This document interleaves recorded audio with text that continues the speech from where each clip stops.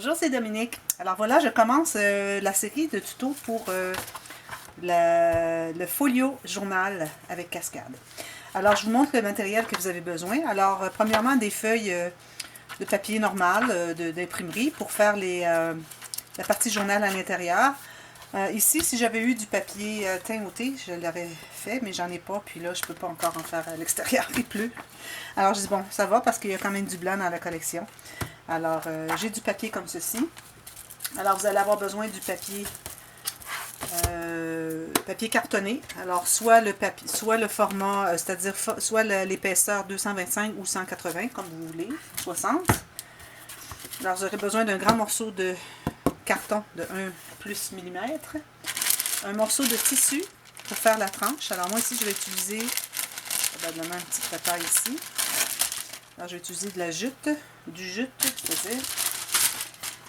Ensuite, pour ce qui est des papiers, alors de collection, alors ici, moi, j'utilise des cartes. Alors, ça vous prend des formats paysages. Alors ici, j'ai 1, 2, 3, 4, 5, 6. J'ai 6 paysages. Je crois qu'il n'y en avait que 8 dans ma collection. Alors, c'est pour ça que vous, si vous en avez 12 d'une collection, même encore là, c'est pas nécessaire que vous ayez des cartes puis les fabriquer à même le papier, si vous avez une collection. Si vous en avez 12, vous pourrez faire les cascades dans les deux couverts. Moi, vu que j'en ai que 6 ici, j'en ai 2 autres, mais je ne les utiliserai pas, j'ai décidé de faire une cascade latérale dans l'autre couvert. Alors vous, ce que vous allez pouvoir faire, c'est ou bien vous faites les cascades latérales, ou bien vous faites les cascades avec les grandes 10 par 15. Ici, j'ai les 7,5 par 10. Ou bien, encore là, si vous voulez faire des filières dans les couverts, vous pouvez aussi. Alors, c'est à votre choix. Mais là, moi, je vais faire une démonstration de ces deux cascades ici. Alors, j'ai besoin de 6 cartes format paysage de 10 par 15 et j'ai 8 parce que je vais faire les cascades latérales, vous savez, qui ouvrent sur les côtés. Je vais avoir 4 étages. Alors, j'ai 8 cartes ici. En plus, si vous avez des papiers de la collection, moi, ce que je n'avais pas, alors, vous savez, le papier de la collection qui s'agence bien à vos cartes, tant mieux.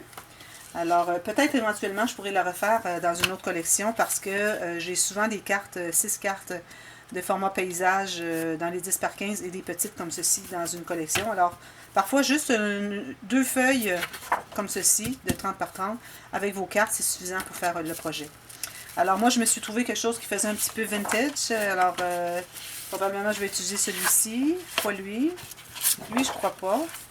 Pour l'écriture. Celui-ci, peut-être.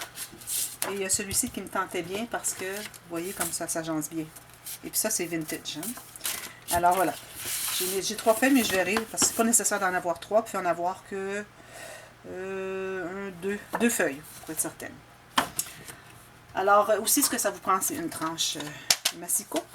Et très important, ça vous prend l'outil pour tracer les lignes vraiment parallèles. Parce que les cascades, quand on les pose sur notre album, si c'est pas tout à fait droit, alors vous voyez, ça c'est bien droit. Si jamais c'est un tout petit peu comme ceci, pas droit, quand vous l'ouvrez, la différence se multiplie par 2.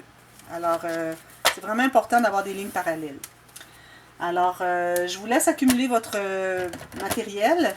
Et je vous reviens tout de suite avec le premier tuto. Alors, à tout de suite. Merci.